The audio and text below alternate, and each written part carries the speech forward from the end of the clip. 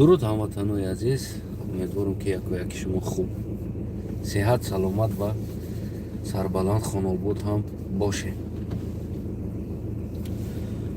ана дӯстои азизам, багем ки имрӯз оқадар мавзӯи хоси интихобам нест, танҳо хостам як чанд фикрҳо сари инсон меояд ва ҳамон фикрҳоро ҳамроҳи шумо як барои шумо гуфтамон гуфтам. умуман як духтари 14 сола аст, 16 сола дар ов ғарқ мешава. бигем ки модари ӯ то имрӯз бигем гирия нолон. ӯ модар ҳам дар Россия дар ғарибӣ аз ғарибӣ меояд ва ҳафтум мешава духтарша ёфта наметавонад. албатта ки дар инҷа аксар бигем ки хиди халқи инсоният мардуми худошон бигем ки як айби худшон надоранд барои якка зинда кардан, барои якка кардан, барои худшон худошона пеш бурдан, яъне ки якҷо шидан, муттаҳидӣ, аз ин чизо худошона дур кашидан ҳаст.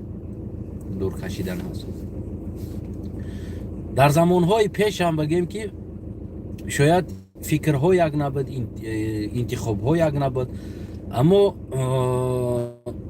зиндагӣ ҳамира маҷбур мекард ки дар давраҳои асрҳои пешам то ки инсонҳо яъне қабила ва қабила шида зиндагӣ кунанд. Сабаб чи? Сабаб барои выживанӣ кардан, яъне як ҳайвон ҳамла мекунад, як чӣ ҳамла мекунад, ӯро задан, сир кардан. ва имрӯз ҳамон чизҳо бигем дар Африқо дида мешавад, яъне қабилаҳо 30 нафар, 40 нафар, 50 нафар, 70 нафар зиндагӣ мекунанд. шояд ки онҳоро ҳам идеяшон як набошад, шояд онҳоро фикрҳошон як набошад. агар на имрӯз бибинем аврупо як муттаҳиди калон шидагӣ аст, 28 давлат аст, ягонташа забонаш як нест.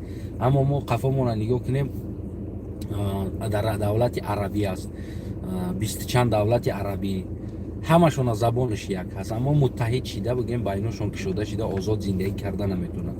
дар ҳолате ки 27-28 давлати аврупоӣ ягонташа забонаш ба якдигариш туғрӣ намегиранд, ки як муттаҳиди калон. ҳарчанд чӣ қадар агар муттаҳидӣ калон шава, ҳамон қадар зиндагӣ осон мешава, ҳаёти инсон бигем пешравӣ мекунад. агар чӣ қадар танҳо шидан гирифтӣ, ҳамон қадар зиндагӣ қиин шидан мегирад.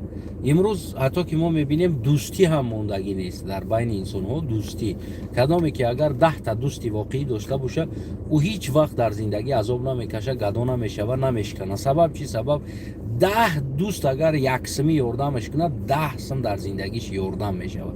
агар одаме ки 50 та, 40 та, 20 та дӯсти воқеӣ дошта боша, яъне ки ӯ инсона бигем зиндагиш умуман шикаст намехӯрад. барои аз майни 10, 12, 20 дӯст яташ доранда аст, яъне ки дӯсти воқеӣ боша, якдигара падешка мекунад.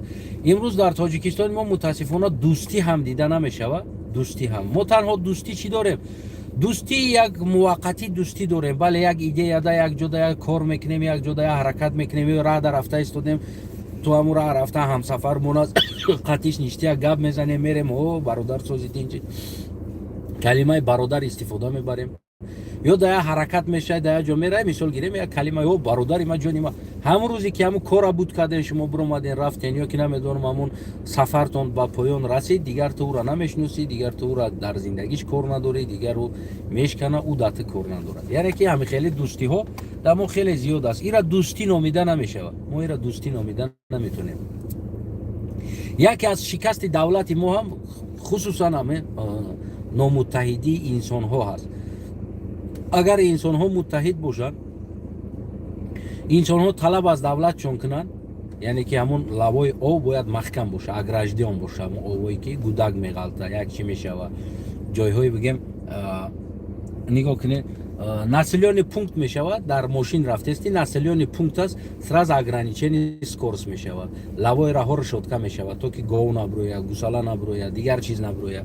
давлатҳои мо да ин чизо нест, не давлатҳода. яъне ки ограничение скорост ва бигем ки барои раҳ маҳкам мешавад, ки то ки аз ҳамон населённый пункт як чиз дами раҳ наброяд, мисол хатар нашавад. гуфт ино муттаҳидиро нишон метаҳанд, яъне миллатҳо муттаҳиданд. идея, идеология як дигар ҳам бошанд, аммо мақсади давлатдорида муттаҳиданд. شاید یتش خریستیان باشه، یتش کاتولیک باشه، یتش مسلمان باشه، یتش دیگر دینو دا اگر بگیریم، یا که نمیدونم اگر ایده ها دا بگیریم، یک تایگش مخنث است، یک تاش دیگر ایده داره، یک تاش دیگر ایده داره، یک تاش حیاتش دیگر است، اما در ایده دولت سازی متحدن، یک ایده دارن در دولت سازی. این چیزا ما نداریم. ما طلب کردن دا میترسیم. دختری اومیم برا فردا دختری یک تای دیگه، فردا دیگه دختری یک تای دیگه دودا میغلطه. او آدم باراشه بگم که رشوتکا باید بگیرن، محکم کنن، گودک گذاشتن نتونه، ممکن نباشه، زنک باشه، یعنی نزدیک شدن ممکن نیست، حرکتی او نوشتگی باشه که صورت او فلان قدر تیزیده هست، یعنی که در اینجا ممکن نیست نزدیک شدن. اما متاسفانه این چیزها را ما در دولت دوری ما متحد نیستیم. ما اسناد میگیریم از ایده ها. ما وقتی که ایده هامون یک میشوه، یک مدت دوستیم، برادریم دیگر، بعد از او دیگر راهمون جدا میشوه، دیگر ما حالی از او خبر نداریم و از حال ما خبر نداریم. یعنی همین خیلی چیزها میشوه. همین سبب ها میشوه ما کم بغل میشیم. کم بغل میشیم برای که بعضی جای غلطیدن ده پدیشکا دوستی برادری در کار است. ایده، فکر، نظر، دستگیری در کار است. این چیزا که نیست ما البته چیکار میکنیم؟ میشکنیم. و ما داشته باشیم هم اگر دوستمون شکست که ما دستگیریش نکردیم را و روز میشوه با ما میشکنیم و ما را هیچ که دستگیری نمیکنه. همین اسنا وقتی ما آماده ایستادیم. برای همین سبب ها ما چی میشیم؟ کم بغل میشیم و کم بغلی را برای خودمون افسانه رمانتیکی تبدیل میکنیم. هستن انسان هایی که این کم بغلی را یک افسانه رمانتیکی تبدیل میتن. خب بسیار شعرها، قصه ها میبافن. برای چی؟ برای آنکه اونها و ناکام شکستن خداشونه به همین چیز پنهان میکنن. او اساسا تیل نمیکنن این چیزا، دانسته. یعنی از اون جمله خادم های دینای ما، یعنی از کم بغلی رمانتیکا میسازن و انسان های دارنده را به نام حرامخور، حرامپوش، حرامگرد، یعنی که از راه حرام پول یافت و حلال ای همون کم بغلیش است. این چیزها سبب شکستن نسل کلانشیده ایستاده، یعنی نسل جوان ده این رمانتیکه های کم بغلی ضرر میکنه. او را خیالش در همون جا میبره، میرسونه که نشد من کم بغل باشم، من حلال خورده ایستادم و اینه باید حرام خورده ایستاده است. این دارنده است. اونا پنهان میکنه بر رمانتیکه های کم بغلی، پنهان میکنند امکانیت های زندگی را، خداشان نایل نشیدگی چیزها را بر رمانتیکه ها پوشان میکنند که ما حلال خورده ایستادم و این حرام خورده ایستاده است. و کسی حرام خور است، کدامی که امکانیت این زندگی را استفاده برده نمیتونه، او حلال خور است. اما همون انسان در پول شما نیاز داره، بر این پول بتین بیعت کس ناپرسیده تا از کجا پیدا کردی پولا؟ حلال یافتی، حرام یافتی، عرق فروختی، نمیدونم دیگر کار کردی، تو بیزنس کردی یافتی، خیلی یافتی و چیز برای او اهمیت نداره. چقدر پول کلام بتی همون قدر بگیم که تدا پدخالی میکنه با تمامی حلال خریش، در حالتی که کم بغلی را رمانتیکا کرده ایستاده است. انسان در کوچه ها کم بغلی را رمانتیکا میکنه، نشان میده که نه حلال خوردن، من رزق روزی حلال دارم، یعنی که خداوند دیگر هر چیزی که دادی دیگر رزق است. این رزق خداوند امکانیت دادگی است، خداوند دنیا دادگی است، خداوند در دنیا بوی را دادگی است، آب دادگی است، علف دادگی است، هوا را دادگی است، باران دادگی است، برف دادگی است. این امکانیت استفاده بردن است و تو چه خیلی را استفاده میبری، چه خیلی بزینه بگیم که در جامعه میخیز. میلیون ها در تاجیکستان مثال میگیریم، عادی ترین میلیون ها ماشین قیمت بها است و میلیون ها خانه ها است و انسان ها با تمام سیر کوششش در غربی ها، در روسیه ها، در امریکا ها کار کرده آمده او را خریده ایستادن و یا تجارت کرده خریده ایستادن.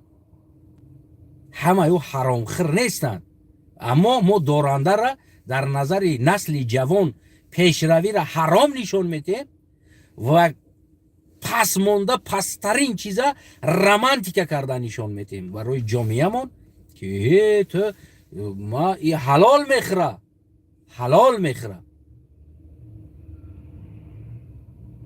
ایرا رزقش هست. همین اما این ریسک اینقدر برف و بارون و طلا و آب و پخته و زمین و گندم و کارام و همه چیز خدا دادگی است. چقدر در کوچه ببرو مهنت که همو قدر بگیم که تو درآمد میاری. 1 ساعت کار که 1 ساعت به عوض 1 ساعت درآمد میاری، 2 ساعت کار که به عوض 2 ساعت درآمد میاری، 3 ساعت کار که به عوض 3 ساعت درآمد میکنی. اگر 10 نفر اگر دوست باشی، اگر یکدیگر تا پدیشکا کنی، 10 نفر یگان تو کم بغل نمیشه. شما را میشکستگی چیزی تنهایی است. امروز انمو مادرم تنها است. برای چی؟ برای که تنها ایستادگی، همسایه‌ات گرد اطراف قشلاق محله یگان انسان در درد او زنک شریک نیست، متحد نیست. نمیویم برش طلب نمیکنن قاق کردن او، طلب نمیکنن که این چیز باید من کرده شود، رشوتکه گرفته شود، متال آهن گرفته شود، محکم کرده شود. میفهمی نمیره؟ محکم کرده شود. یعنی در این چیز هیچ کس سهم نمیگذاره، در این طلب و کسی سهم نمیگذاره. فردا دختری دیگرش میغلطه، گودکی دیگرش میغلطه، دیگر حالت ها میشوه. یا این بگیریم او زد تاجیکستان مثال جاشه و هم آدم دید او از کجا اومد، از کجا اومد، از دایره برومد، کجا را دم بزدن در کور است. متحد چیده طلب کرده کردن ساختن، یعنی که سال دیگر پیش راهی انم خیلی فلاکت گرفتن. یعنی که خداوند برای انسان عقل دادگی است. فرق انسان از حیوان همین عقل ده است. عقل یعنی که ایرا باید استفاده بر، نه اینکه ایرا برای رمانتیکا استفاده بری، فقط هم گدایی خطه نوتوانایی خطه بر رمانتیکا تبدیل بتی. میفهمی نمیره؟ پرابلم اصلی خودی مردم ده هست. وقتی که مردم همین احوال میزنه و میتونه لبوی انسانی را استفاده بره. فرض میکنه بیا سالی 90 امام علی را کشتن، دیگر آدم میبد در جاش. آیا این امکانیت استفاده نمیبرد؟ امکانیت استفاده میبرد. تو میبدی تو نمی تماشا کردی، تو میبدی. خب اگر تو میبدی استفاده نمیبردی، 200% امکانیت استفاده میبردی. برای چی؟ برای که تو در پیش 10 میلیون دیگه ответственный نیستی و 10 میلیون در پیش ответственný است. یعنی تو هم خیلی احساس میکنی، یعنی 10 میلیون از تو قرضدار احساس میکنی، نه اینکه تو از 10 میلیون انسان قرض داری. میفهمی نمیره؟ و مشکلی اساسی اگر گیریم، یعنی مشکلی اساسی در نامتحدی مردم است. لوبای آدم که شکستگی است اهمیت بده دوست نداره در برش. لوبای آدمی که در وقت شکستنش خیس رفت برای پرسونش اهمیت چه؟ دوستای واقعی داره، 5-6 تا در برش، 10 تا 15 تا دوستی واقعی داره. او وقتی غلطیدن ده اومدن ایتای کشش برداشتن، گفتن برادر بیا این ایرا بکن چیکار داری؟ ما این ایرا بگی. دست گرفتن در تجارت روز کردن، دست گرفتن در استوگی روز کردن، دست گرفتن در یک جای دیگر روز کردن. دوستی واقعی داشت و دوست داشت برادر. امروز ما متاسفانه میبینیم 4 اکاودادر از یک خانه هستن، هر کدامش کسش الهیده، زندگیش الهیده و گونکا دارن در زندگی. در روسیه من خودم چشمام قطعی دیدم اکاودادرها گونکا دارن کی بسیار پول کار میکنه این سال میروه. چند کار کردی اکاودادر بین خودشون شیشته چند تا زدی این ماه، چند تا غلطوندی؟ من نقه غلطوندم، چند تا غلطوندی مودا. اکاودادر سرونوانی دارن که کی بسیار پول کار میکنه. نه که دودرش برود در چقری بزنه یا اکش برود در چقری بزنه، دودر یا اکا دیگریش پروای را نداره در چقری. مهم برای چند تا این ماه غلطوندی گونکای زندگیشون است. انسانیت از بین رفت، عدالت انسانیت از بین رفت. امروز وجوانی کیچ خیل میتونه زندگیش بره. برای همین هم میگن که 4 انسانی دورنده قطعی اگر، یعنی که باقل قطعی اگر دوست باشی 5مش تی. یعنی ایره بهوده نمیگن، برای اینکه 4 انسانی باقل اگر دوستش باشی و او دت دوست باشن، او ترا در برشون خیلی کمبغل، غلطیدگی، طلبیدگی، دیدن نمیخواهن او میخواهن که ترا بخیزونن ایش دستگیریت میکنن اوش ایدهت میته ایش پولت میته ایش خلاص ترا کار میکنن که در یک جای میبرورن میمونن ما 10 سال میشوه در اروپاییم 10 سال میشوه در اروپاییم 10 سال میشوه واقعا ما چیزی نداریم ایره مرد شه احساس با کلابگی ما هیچ کار کردگی نیستیم هیچ کار نیکی من میدونم آدمایی را که از دیگر کشورها هستند میآیند نه اومدن 1 سال 2 سال نشده است تجارت داره کار داره زندگی داره و تا هنوز ما دست دیگرها دا کار میکنیم این چیز اقرار شدن در کار است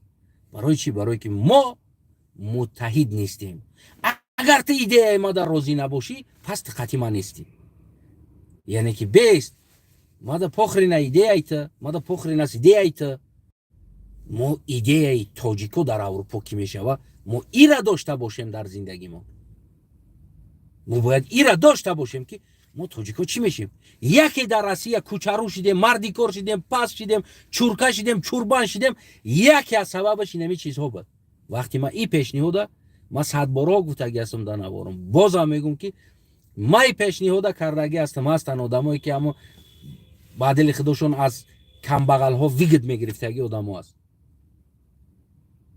که ما کم بغل نباشیم ما فکری او را نداشته باشیم از کم بغل از مردی کار ما دولیا بگیریم بگردیم بالای سرشون در رکت چیده ما ایو را وظیفه ما تاجیکا باید یکدیگر را بالای پا مونده بمانیم یکدیگری مونده بقپیم نغلطه مردی کار نشوه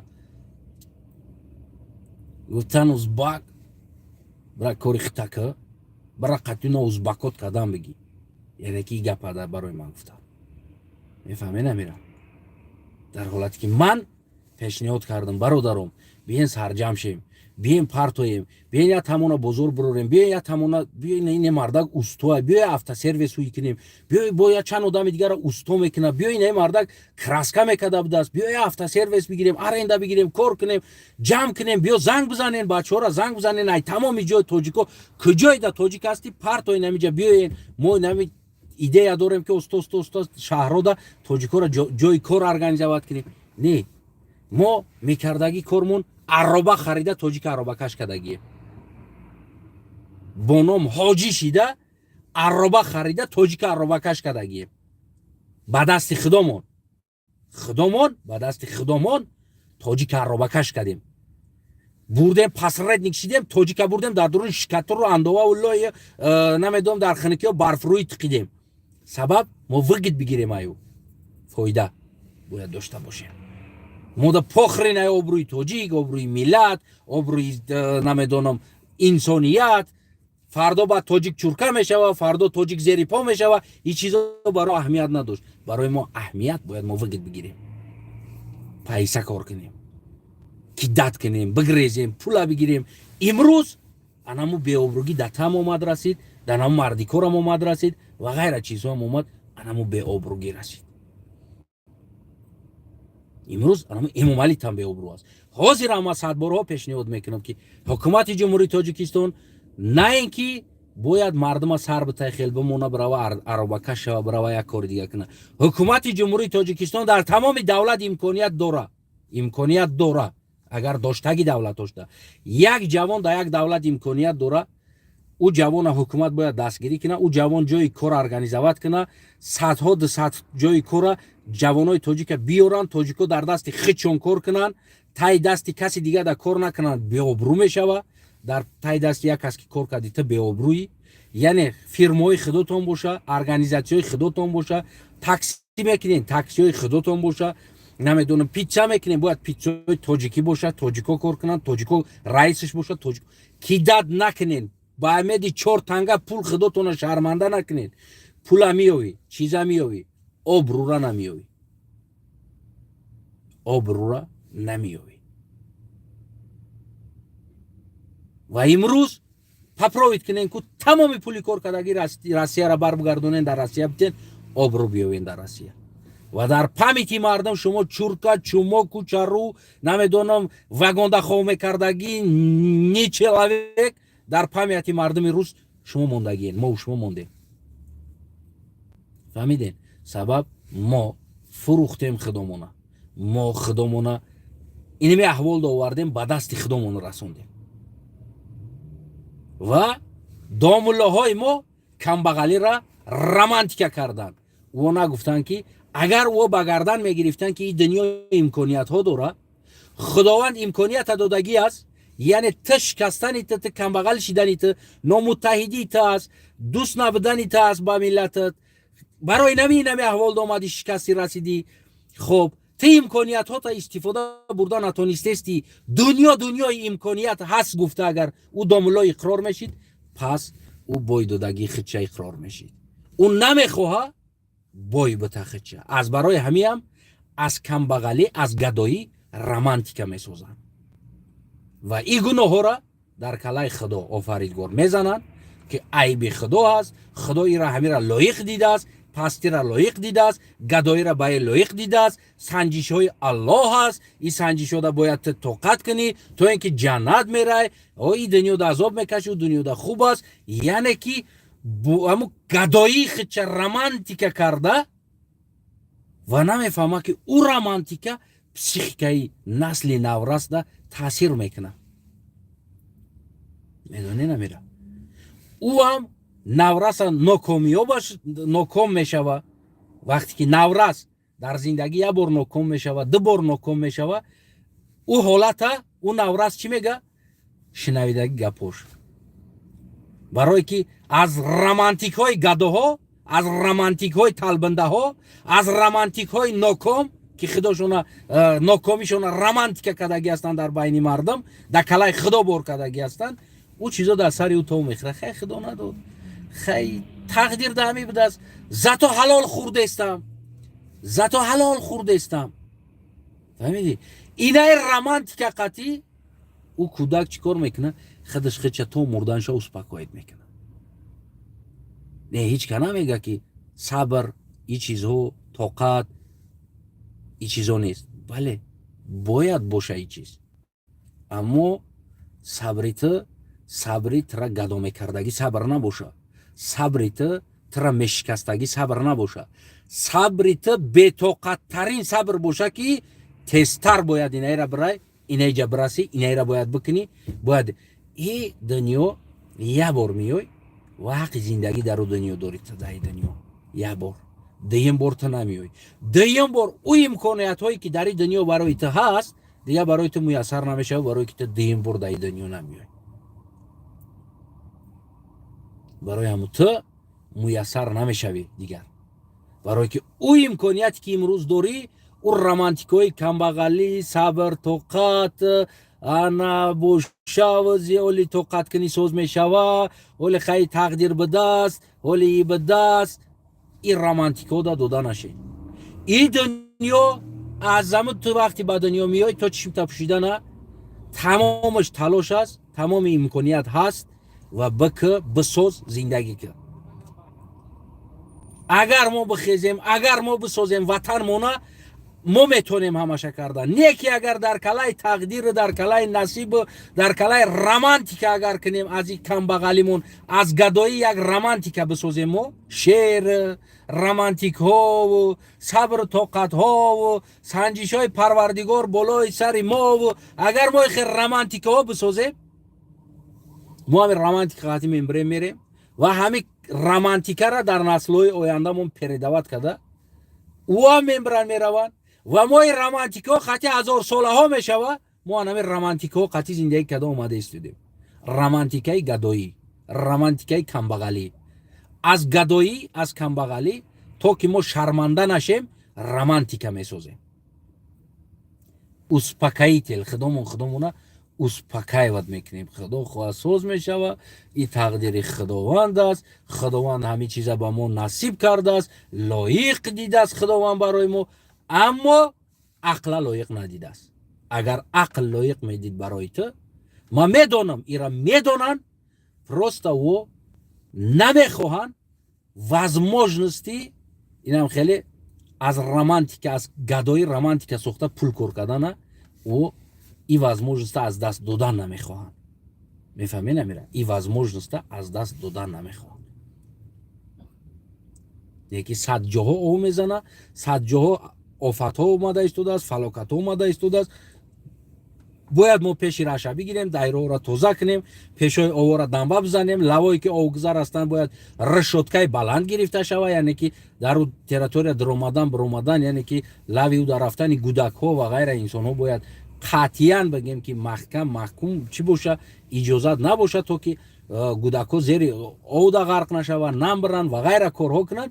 اما ما در حالت یکدیگر را تنها میمونیم، یک نمیپرسیم از یگانجا، دعوا نمیکنیم، طلب نمیکنیم و ما میتونیم اجازت تیم مولی در 100 میلیون دلار برای خودش سمالیات بخره. ما اجازت میتیم نبیره مولی در صدها هزار دلار یک بلاگ را بیاره خودش رکلام کنه و ما همه این حکومی مونه در کلای خدا میزنیم. آسان ترین چیز تا امروز آوازش اومدگی نیست، گفتگی نیست. یگان کس که زایبت کردی بس که همی تهمت کنی تا و ما ایره ترا روان ندیدم، من ترا عقل دادم، چشم دادم، گوش دادم، بینی دادم، هوا دادم، پا دادم، همه چی تا دادم تو خی و تو خودت که کار نکنی خواب را یا بانی ورود چی قدر کلای ما میزنی. گفته صدا نیست. فهمیدین؟ میگن که گناه را در کلای مرده زدن آسان است، برای که مرده خودش بگیم که چی نمیکنه، اپرودت نمیکنه، یعنی مرده دوا نمیکنه. ما هم اون چیزی که دوا نمیگه، دوا نمیکنه خداوند است، صداش نیست، آفریدگاری ما هست.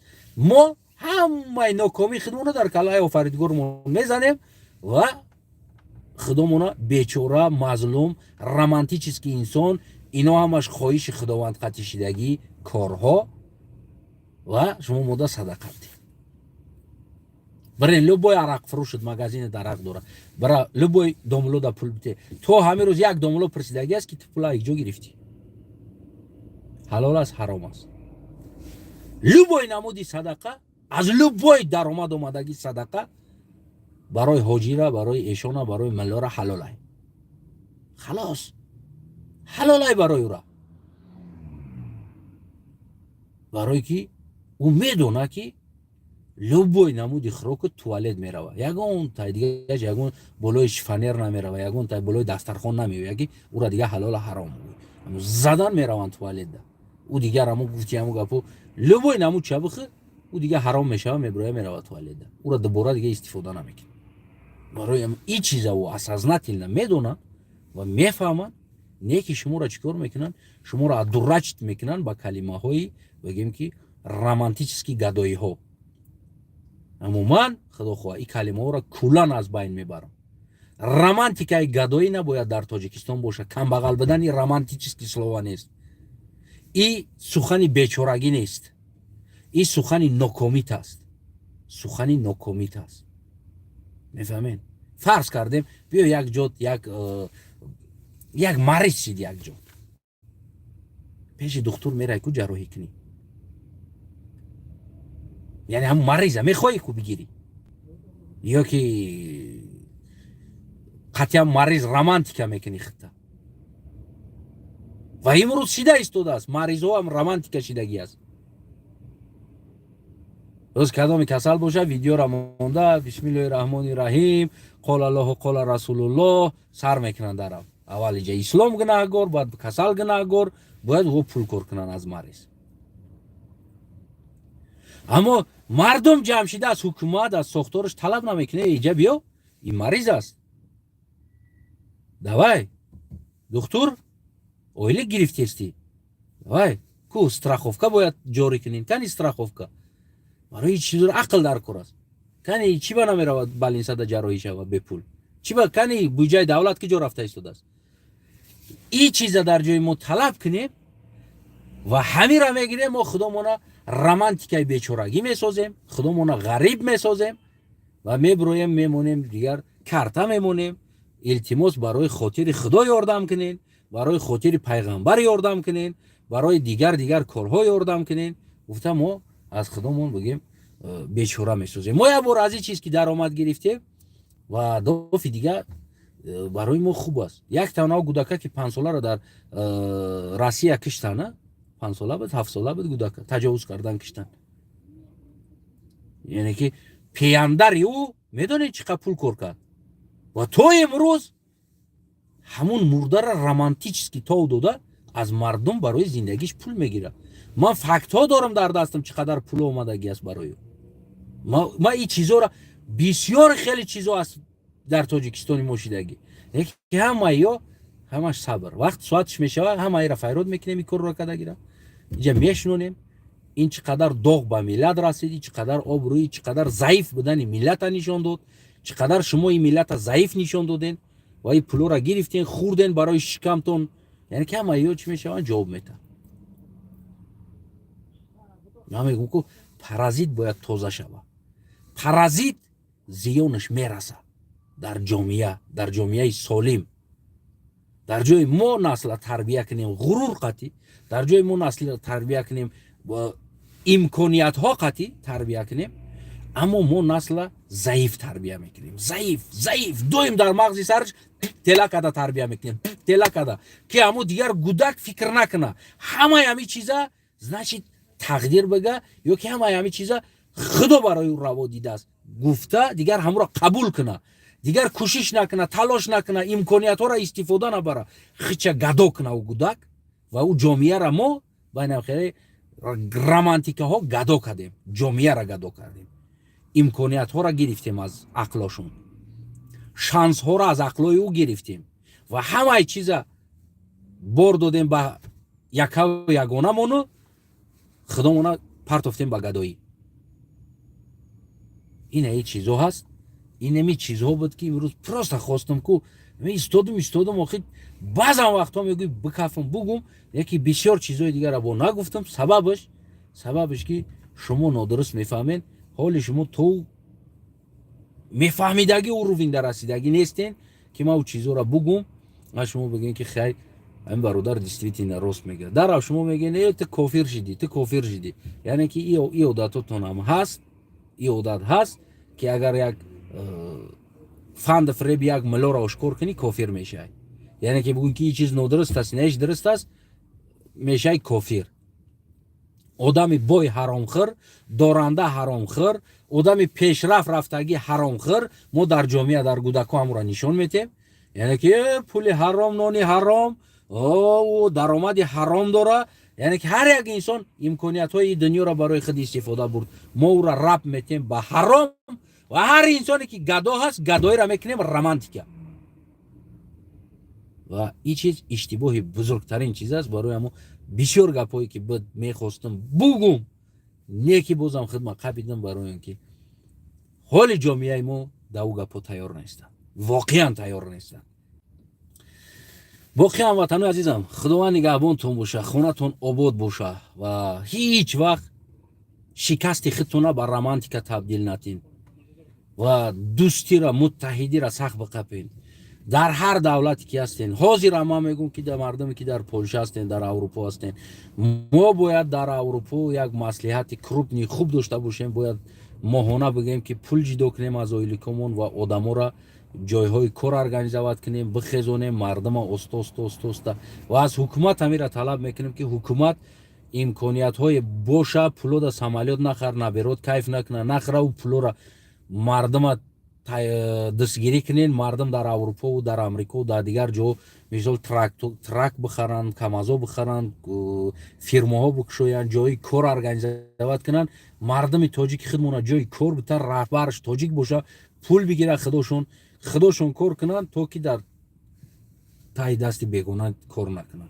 و دیدگی آدم هم میگه که تاجیکا اومدن، تاجیکا این اینجا ساختن، تاجیکا فیرمای خچونه ساختن، تاجیکا کار خچونه کرده ایستادن. یعنی این امکانیت باید دستگیری کنی تا که ملت بخیزه. خیلی من باوری دارم خودت از این کارو دور هستی، نه که مردم خداتون بسازین، خونتون آباد باشه. اگر سختی باید گفته باشم عذر نه که حقیقت باید گفتم. همه گپی که گفتم اینا میگفتم، اما پای تای دلم گفتم. سلامت سربلند خون آباد باشه. پدیلیت پادپیشکار فراموش نکنید. فکرهاتون رو بنویسین زیر کامنت.